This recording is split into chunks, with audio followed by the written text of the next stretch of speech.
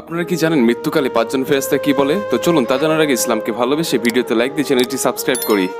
মৃত্যুর সময় যখন মানুষের আত্মা বের হতে থাকে তখন তার কাছে 5 জন ফেরেশতা আসে। প্রথম ফেরেশতা যখন আসে তখন তার আত্মার শেষ নিঃশ্বাস চলে যায়। তাকে প্রশ্ন করে, আজ তোমার শক্তিশালী শরীর কোথায় গেল?